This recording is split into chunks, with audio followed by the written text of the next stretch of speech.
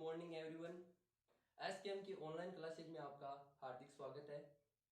आज हम कक्षा 8 के मैथ्स के चैप्टर नंबर दो का अध्ययन करेंगे, जो है घन एवं घनमूल। सर्वप्रथम हम देखेंगे कि घन क्या होता है। घन, यदि किसी संख्या को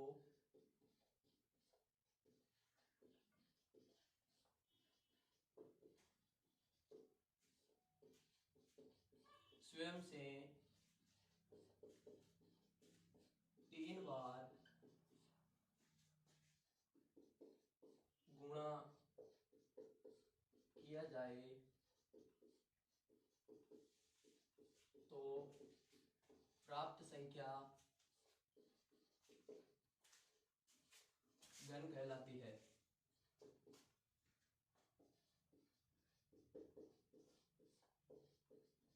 कहने का अर्थ है कि यदि किसी संख्या को स्वयं से 3 बार गुणा करना है, जो संख्या प्राप्त होगी उस संख्या का घन कहलाती है। जैसे उदाहरण देखिए, 4 लेते हैं तो 4 का घन बराबर होगा 4 गुणा 4 गुणा 4 बराबर 4 चौक 16, 16 चौक 64। किसी भी संख्या के घन को 3 घात के द्वारा दर्शाते हैं। जैसे 4 के घन को 4 की घात 3 के द्वारा दर्शाएंगे। इसे इस प्रकार लिखेंगे, 4 की घात 3 है तो इसका अर्थ है 4 गुणा 4 गुणा 4 बराबर होगा 64।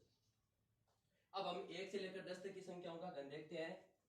1 का घन 1 गुणा 1 गुणा 1, इसे इस प्रकार लिखेंगे, 1 की घात 3 बराबर होगा 1। 2 का घन 2 गुणा 2 गुणा 2 बराबर 2 की घात 3 बराबर होगा 8। 3 का घन 3 गुणा 3 गुणा 3 बराबर होगा 3 की घात 3 बराबर होगा 27। इसी प्रकार 4 की घात 3 बराबर होगा 64। 5 की घात 3 बराबर होगा 125। 6 की घात 3 बराबर होगा 216। 7 की घात 3 बराबर होगा 343। 8 की घात 3 बराबर होगा 512। 9 की घात 3 बराबर होगा 729। 10 की घात 3 बराबर होगा 1000। ये हो गए 1 से लेकर 10 तक की संख्याओं के घन। ये हमारे सिलेबस में है और इनका हमें याद रखना है। ये याद रखना है और सबसे ज्यादा ध्यान रखना है अभाज्य संख्याओं का। जैसे 7 है, इन संख्याओं में भाग आसानी से नहीं जाता है और हमें पता नहीं चलता है। जैसे विभाज्यता के नियम के अनुसार भाग देते हैं तो हमें आसानी से पता नहीं चलता है। और जैसे 1 से 10 तक की संख्याओं में 7 है और 15 तक आ जाए तो 13, इनका हमें विशेषकर ध्यान रखना है, जिससे हमें हमारे समय की भी बचत हो। ये तो हो गए 1 तक की संख्याओं के घन। 1 से 10 तक की संख्याओं के घन हो गए। अब देखते हैं घनमूल।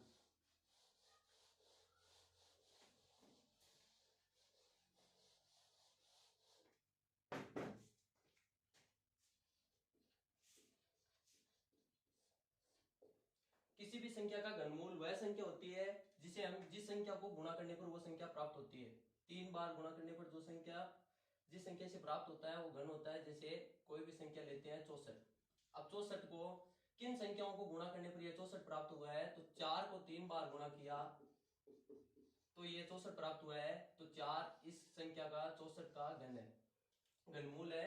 जैसे 4 को 3 बार गुणा किया है तो ये 4 इस संख्या का घनमूल है। जैसे हम 27 लेते हैं तो 27 का घनमूल क्या होगा, किन संख्याओं को 3 बार गुणा किया आपस में तो ये 27 प्राप्त हुआ है। तो 3 को 3 बार गुणा किया है तो 27 प्राप्त हुआ है।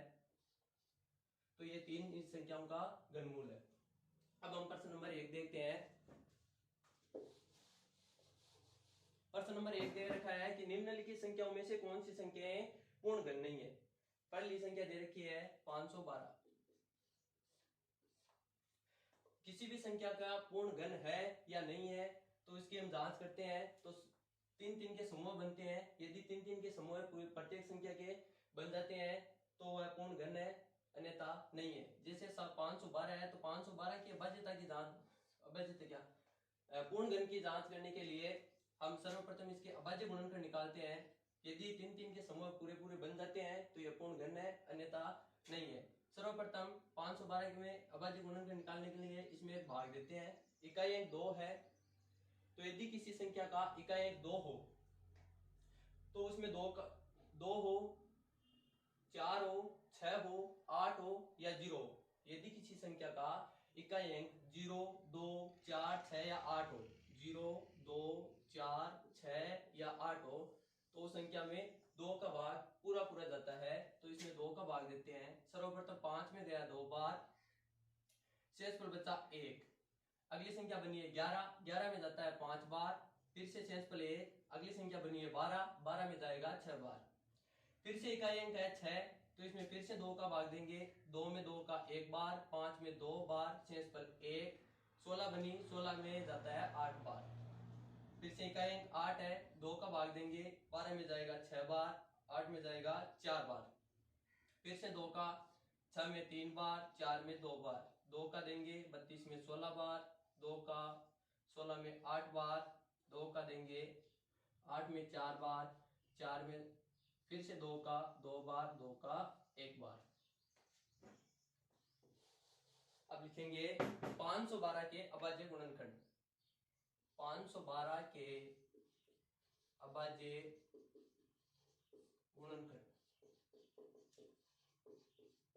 बराबर होंगे 2 कितनी बार है, 1, 2, 3, 4, 5, 6, 7, 8, 9 बार है। तो 2 गुणा 2 गुणा 2 गुणा 2 गुणा 2 गुणा 2 गुणा 2 गुणा 2 गुणा 2। अब हम 3 3 के समूह बनाएंगे समान संख्याओं का। यहाँ 2 के 3 के जोड़ा पूरा बन रहा है, ये भी पूरा बन रहा है और ये भी पूरा बन रहा है। अब यहाँ से इस जोड़े से 2 लेंगे और इस जोड़े से भी 2 लेंगे और इस जोड़े से भी 2 लेंगे। 2 2 दूनी 4, 4 दूनी 8। यहाँ 3 3 के समूह पूरे बने हैं और ये जो संख्या दे रखी है 512 वो 8 का घन है। यदि यहाँ 2 का जोड़ा अधूरा रहता तो ये 512 पूर्ण घन नहीं होती। प्रश्न नंबर 2 देखते हैं।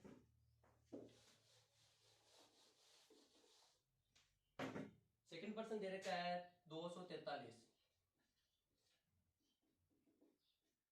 243 के भी अभाज्य गुणनखंड निकालते हैं। इकाई अंक दे रखा है 3, 3 में 2 का भाग नहीं जाएगा, इसलिए हम 3 का भाग लगा के देखेंगे। अभाज्य गुणनखंड है तो इसमें केवल अभाज्य संख्याओं का ही भाग लगेगा। जैसे 2 है, 2 के बाद 3 का लगाना है, 3 के बाद 5 का, 5 के बाद 7 का, 7 के बाद 11 का। 2 का भाग नहीं गया इसलिए हम 3 का लगाएंगे। 3 का विभाज्यता का नियम होता है कि यदि किसी संख्या के अंकों का योग 3 से विभाज्य हो तो उस संख्या में 3 का भाग पूरा पूरा जाता है। तो 3 और 4 7, 7 और 2 9, 9 में पूरा पूरा जाता है तो 243 में भी पूरा पूरा जाएगा। तो 3 का भाग लगाते हैं। 24 में जाता है 8 बार, शेष पर 0, 3 में जाएगा 1 बार। फिर से 3 का लगाएंगे, 8 में जाता है 2 बार, शेष पर बचे 2, 21, 21 में जाता है 7 बार। फिर से 3 का 27 में जाता है 9 बार, फिर से 3 का 9 में जाएगा 3 बार, 3 में 3 का 1 बार। अब लिखेंगे 243 के अभाज्य गुणनखंड। तो लिखेंगे 3 गुणा 3 गुणा 3 गुणा 3 गुणा 3। यहाँ 3 का समूह पूरा हो रहा है और यहाँ 3 का समूह है अधूरा है। यहाँ यदि 3 गुणा में और होता तो यह पूर्ण घन संख्या होगी। तो हम यहाँ लिखेंगे 243 के 3 3 के समूह है, पूरे पूरे नहीं बन रहे हैं इसलिए यह पूर्ण घन संख्या नहीं है। 243 के 3 3 के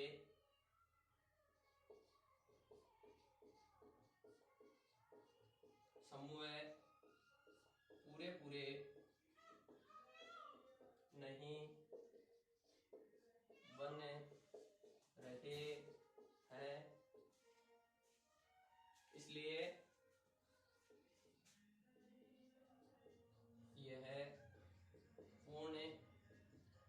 पूर्ण घन संख्या नहीं है।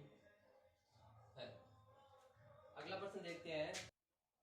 ये लाइन हर प्रश्न में लिखनी है कि यदि 3 3 के समूह पूरे पूरे बन रहे हैं तो पूर्ण घन संख्या है और यदि 3 3 के समूह पूरे पूरे नहीं बन रहे हैं तो वह पूर्ण घन संख्या नहीं है। अगला प्रश्न है 3 नंबर। 1000 दे रखा है, इकाई अंक 0 है तो 2 का भाग देंगे। 10 में जाता है 5 बार, आगे 2 शून्य है तो 2 शून्य लगा देंगे। फिर से 2 का देंगे, 5 में जाता है 2 बार, शेषफल 1, 10 बनेगा, 10 में जाता है 5 बार और ये शून्य का शून्य। फिर से 2 का देंगे, 2 में 2 का 1 बार, 5 में जाता है 2 बार और शेषफल बचा 1, 10 में बजाता है 5 बार। अब इकाई अंक 5 है तो 2 का जाएगा नहीं, हम 3 का लगा के देखते हैं। 3 का अंकों का योग करना है इस संख्या का, तो 5 और 2 7, 7 और 1 8, 8 में 3 का नहीं जाएगा तो हम 5 का देखते हैं। 5 इकाई अंक 5 है, यानी कि यदि 5 का विभाजिता का नियम है कि यदि किसी संख्या का इकाई अंक 0 या 5 हो तो उसमें 5 का भाग पूरा पूरा चला जाता है। तो इस संख्या में 5 का भाग देते हैं, 12 में जाता है 2 बार, शेषफल बचे 2, 2 के आगे 5 उतारा तो 25 बने, 25 में जाता है 5 बार। फिर से 25 में देंगे 5 का, तो 5 का 25 में जाता है 5 बार, 5 का 5 में जाएगा 1 बार। यहां लिखेंगे कि 1000 के अभाज्य गुणनखंड बराबर 2 गुणा 2 गुणा 2 गुणा 5 गुणा 5 गुणा 5। यहाँ 2 के 3 3 के समूह पूरा बन रहा है और यहाँ 5 का भी 3 3 का समूह है पूरा पूरा बन रहा है।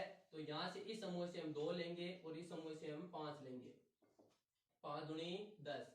ये जो 1000 संख्या दे रखी है हमारे प्रश्न में, ये किसका घन है? 10 का है। नीचे लिखेंगे यहाँ 1000 के 2 व 5 के 3 3 के समूह पूरे पूरे बन रहे हैं, अतः 1000 पूर्ण घन संख्या है। अगला प्रश्न देखते हैं 2700।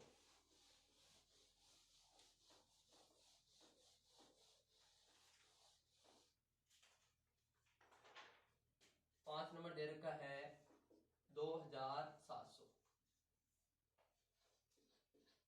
2700 की अभाज्य गुणनखंड निकालते हैं। सर्वप्रथम इकाई अंक 2 है तो 2 का भाग देंगे, 0 है इकाई अंक तो किसका भाग जाएगा? 2 का। 2 का देंगे, 2 का 2 में जाता है 1 बार, 7 में जाता है 3 बार, शेषफल बचा 1, 1 के आगे 0 उतारा 5 बार जाएगा और ये 0 यहाँ भी 0। फिर से 2 का देंगे, 13 में जाता है 6 बार, शेषफल बचा 1, 15 बनेगा अगली संख्या, 15 में जाता है 7 बार, फिर से शेषफल 1 और अगली संख्या बनी है 10, 10 में जाता है 5 बार। अब इकाई अंक में बचा है 5, तो 5 में 2 का तो जाएगा नहीं। अब 3 का देखते हैं, 5 और 7 12, 12 और 6 18, 18 में 3 का चला जाता है तो यहाँ भी 3 का भाग 675 में भी पूरा पूरा जाएगा। 3 का 6 में जाता है 2 बार, शेषफल 0, 7 में जाता है 2 बार, शेषफल बचा 1, अगली संख्या बनी है 15, 15 में जाएगा 5 बार। फिर से 5 और 2 7, 7 और 2 9, अंकों का योग 9 आ रहा है तो फिर से 3 का जाएगा, 2 में जाएगा नहीं, 22 में देते हैं 7 बार, शेषफल बचा 1, अगली संख्या बनी है 15, 15 में जाता है 5 बार। फिर से अंकों का योग 7 और 5 12 है तो 3 का भाग जाएगा, 7 में जाता है 3 का भाग 2 बार जाएगा और शेषफल बचा है 1, 15, 15 में जाएगा 5 बार। अब देखो अंकों का योग 7 आ रहा है तो 3 का भाग नहीं जाएगा, हम देंगे 5 का। 5 का भाग इसमें जाता है 5 बार, 5 का भाग जाएगा 1 बार। अब लिखेंगे कि 2700 के अभाज्य गुणनखंड बराबर होंगे 2 गुणा 2 गुणा 3 गुणा 3 गुणा 3 गुणा 5 गुणा 5। यहाँ 2 का समूह पूरा नहीं बन रहा है, 3 का समूह बन रहा है, 5 का समूह भी 3 3 का नहीं बन रहा है, इसलिए यहाँ एक भी समूह पूरा नहीं बनता है तो यह पूर्ण घन संख्या नहीं है। यहाँ लिखेंगे 2700 में 2 व 5 के 3 3 के समूह पूरे पूरे नहीं बनने रहे हैं, अतः यह पूर्ण घन संख्या नहीं है। एक बात और ध्यान रखना, जैसे हम 2 का भाग दे या 2 का बाद 2 का दिया, 2 के बाद 3 का दिया, 3 का दे रहे हैं, फिर से 5 आया। यदि हमारे पास 2 के बाद 3 दिया, 3 के बाद 5 का दिया और यहाँ फिर से 2 या 3 का भाग दे रहे हैं, तो ये हमारे अभाज्य गुणनखंड में कहीं ना कहीं मिस्टेक है। यानी ये अभाज्य गुणनखंड बढ़ती संख्याओं के रूप में प्राप्त होंगे। जैसे 2 के बाद 3 है, 3 के बाद 5 है, 5 के बाद 7 आएगा, 7 के बाद 11। यदि हमारे पास यदि 7 के बाद छोटी संख्या फिर से रिपीट हो रही है तो हमारे हमने कहीं ना कहीं अभाज्य गुणनखंड में मिस्टेक जरूर की है। तो ये बात ध्यान रखना। अगला प्रश्न दे रखा है 2 नंबर, वह छोटी से छोटी संख्या ज्ञात कीजिए जिससे निम्नलिखित संख्याओं को गुणा करने पर पूर्ण घने प्राप्त हो जाए। पहली संख्या दे रखी है 108। हमने अभी पूर्ण घन की जांच की है, तो अब 3-3 के समूह बनाए थे, यहां भी हम इसका भी अभाज्य गुणनखंड निकालते हैं। 108 इकाई 2 8 है, तो इसमें 2 का भाग पूरा पूरा जाएगा, 2 का भाग देते हैं। 10 में जाता है 5 बार, 8 में जाता है 4 बार, फिर से 2 का देंगे। 54 में 5 में जाता है 2 बार, 6 पर बचा 1, अगली संख्या बनी है 14, 14 में जाता है 7 बार। अब इकाई 7 है तो हम 3 का देंगे, 27 में 3 का भाग जाएगा 9 बार, फिर से 3 का देंगे 3 बार, 3 का देंगे 1 बार। लिखेंगे 108 के अभाज्य गुणनखंड बराबर है 2 गुणा 2 गुणा 3 गुणा 3 गुणा 3। अब हम प्रश्न में जांच करनी थी कि किस संख्या से गुणा करना है। देखो यहाँ 3 का समूह पूरा पूरा बन रहा है, हमारे पास 2 का समूह पूरा पूरा नहीं बन रहा है। 2 बार 2 दे रखा है, हम यदि एक बार 2 से और गुणा कर दें तो 2 का भी समूह है पूरा पूरा बन जाएगा। यानी कि 2 बार तो दे रखा है और एक बार हम यदि 2 से गुणा और कर दें तो 2 का भी 3 का समूह पूरा हो जाएगा और ये संख्या भी जो दे रखी है हमारे पास वो भी क्या बन जाएगी, पूर्ण घन संख्या। तो जिस संख्या से हम गुणा कर रहे हैं वो क्या है, 2। यही संख्या हमें प्रश्न में पूछी है कि वह छोटी से छोटी संख्या ज्ञात कीजिए जिसे निम्नलिखित संख्याओं को गुणा करने पर, यानी जो 108 दे रखा है उसे किस संख्या से गुणा करें कि यह पूर्ण घन संख्या बन जाए। तो यहाँ 2 ही तो बचा है, तो हम किससे गुणा करेंगे, 2 से। तो यहां लिखेंगे अतः 2 वह है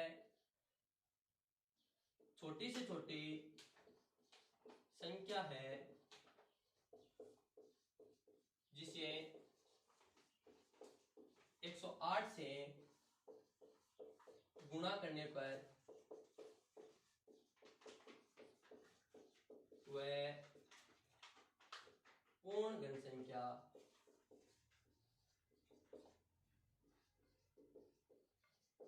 बन जाती है।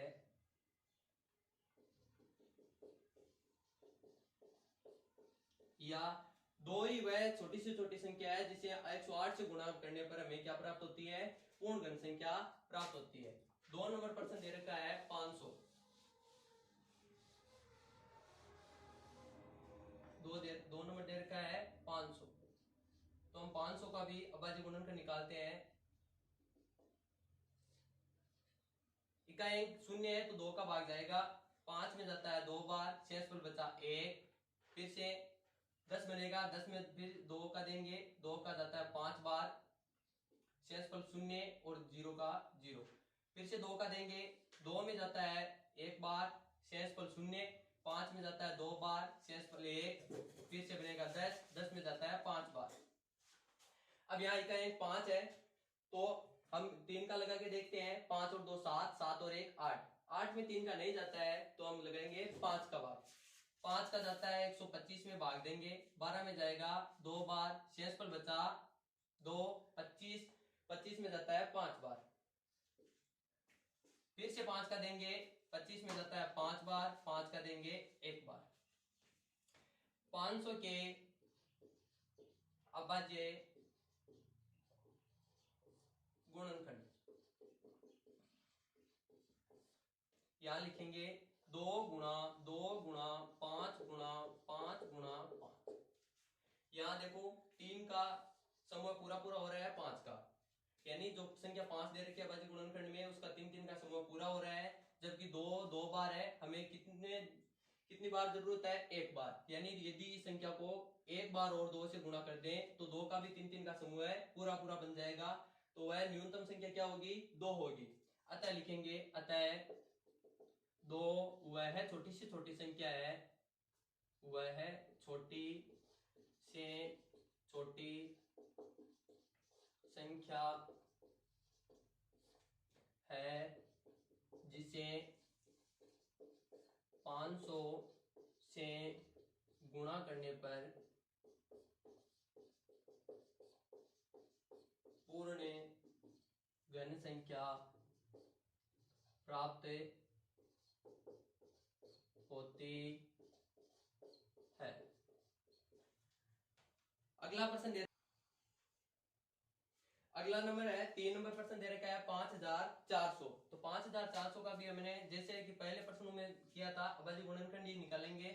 तो 5400 इकाई जीव शून्य है, तो फिर से हम 2 का भाग देंगे, 5 में जाता है 2 बार, शेषफल बचा 1, 14 बनी है अगली संख्या, तो 14 में जाता है 7 बार, यहाँ 2 शून्य है तो यहाँ भी 2 शून्य आ जाएंगे। फिर से देंगे 2 का 2 में जाता है 1 बार, फिर से शेषफल शून्य है 7 में देंगे तो 7 में जाता है 3 बार, शेषफल बचा 1, 10 बनी है अगली संख्या, तो 10 में जाता है 5 बार, फिर से अगली संख्या है शून्य, तो यहाँ भी शून्य। 2 का देंगे 13 में जाता है 7 बार, शेषफल 1, 15 में जाता है 7 बार, नहीं 13 में जाता है 6 बार, शेषफल बचा 1, 15 में जाएगा 7 बार, शेषफल बचा 1 और 10 में जाता है 5 बार।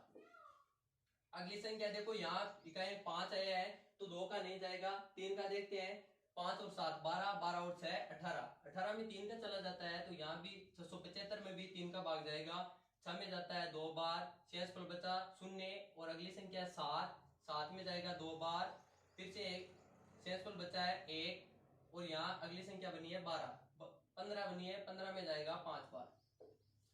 अब देखो अंकों का योग फिर से करते हैं, 5 और 2 7, 7 और 2 9, 9 में जाता है 3 का, तो यहाँ 225 में भी 3 का भाग पूरा पूरा जाएगा।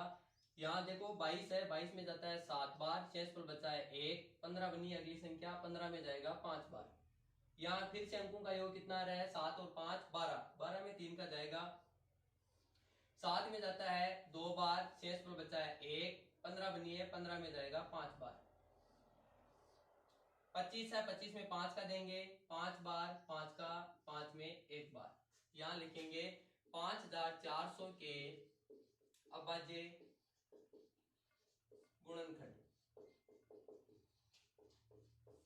बराबर 2 गुणा 2 गुणा 2 गुणा 3 गुणा 3 गुणा 3 गुणा 5 गुणा 5 गुणा 5।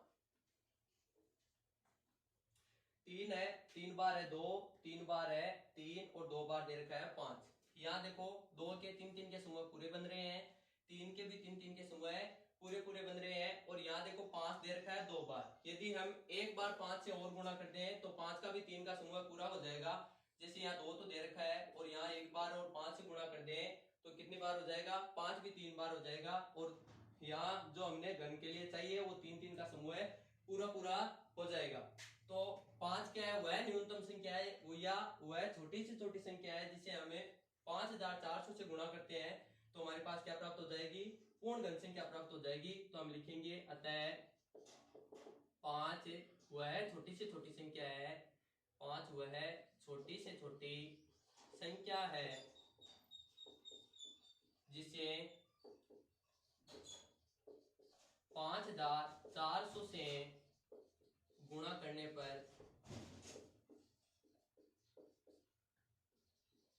पूर्ण घन संख्या प्राप्त होती है। अगला प्रश्न दे रखा है 10,584।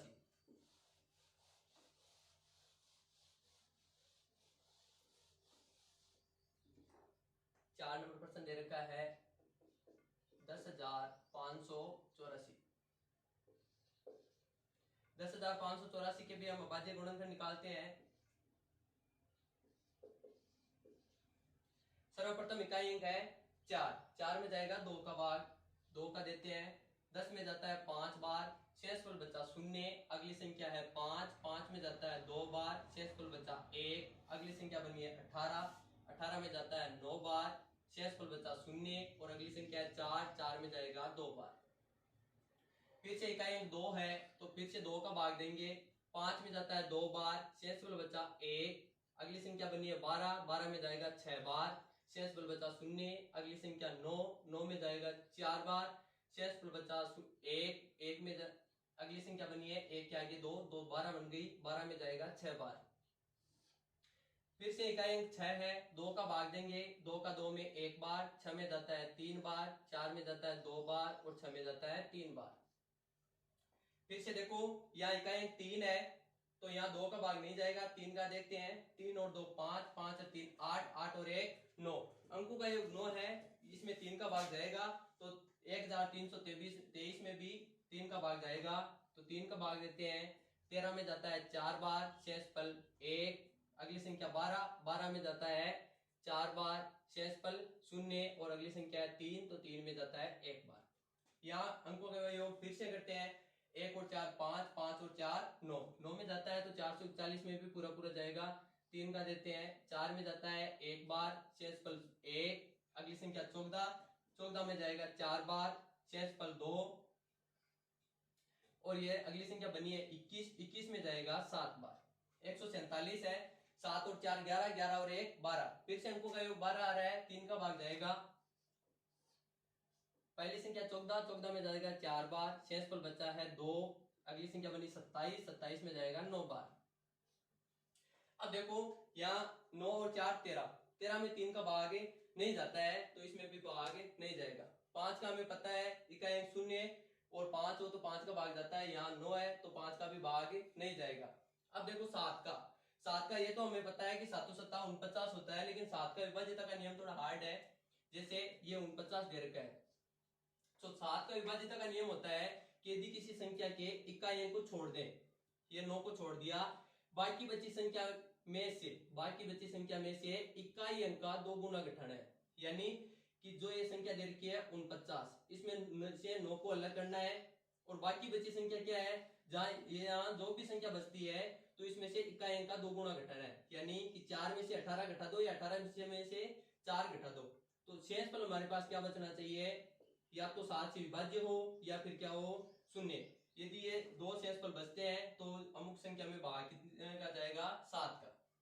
यहाँ देखो 4 है, 4 में से 9 का 2 गुना 18 घटाएंगे, 18 में से 4 गए 14, 14 में 7 का भाग पूरा पूरा जाता है तो 49 में भी पूरा पूरा जाएगा। तो अगली एक देखो संख्या और देखते हैं 343 है। यहाँ देखो इकाई को छोड़ दिया, यहाँ अलग कर लिया, बाकी बची संख्या क्या है 34 है।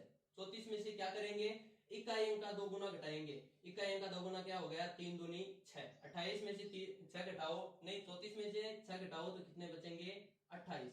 28 में 7 का भाग जाता है तो इस 343 में भी भाग पूरा पूरा जाता है। हमें पता है 343 क्या होता है 7 का घन होता है। तो यहाँ 7 का भाग लगाएंगे। 49 में जाता है 7 बार, 7 में जाएगा 1 बार। यहाँ लिखेंगे 10,584 के अभाज्य गुणनखंड बराबर है 2 है 3 बार, तो यहाँ लिखेंगे 2 गुणा 2 गुणा 2 गुणा 3 भी कितनी बार है 3 बार है तो 3 गुणा 3 गुणा 3 गुणा 7 कितनी बार है 2 बार है तो 7 गुणा 7। यहाँ देखो 2 का 3 3 का समूह पूरा बन रहा है, 3 का भी 3 3 का समूह पूरा बन रहा है और यहाँ देखो 7 2 बार है। हमें कितने की 7 की जरूरत है पूर्ण घन संख्या बनाने के लिए 1 7 की, यानी गुणा 1 7 और कर दें तो 7 का भी 3 का समूह पूरा पूरा बन जाएगा। और 10,084 है जो इससे 7 से गुणा करने पर जो संख्या प्राप्त होगी वो क्या होगी पूर्ण घन संख्या होगी। तो यहाँ लिखेंगे अतः 7 वह छोटी से छोटी संख्या है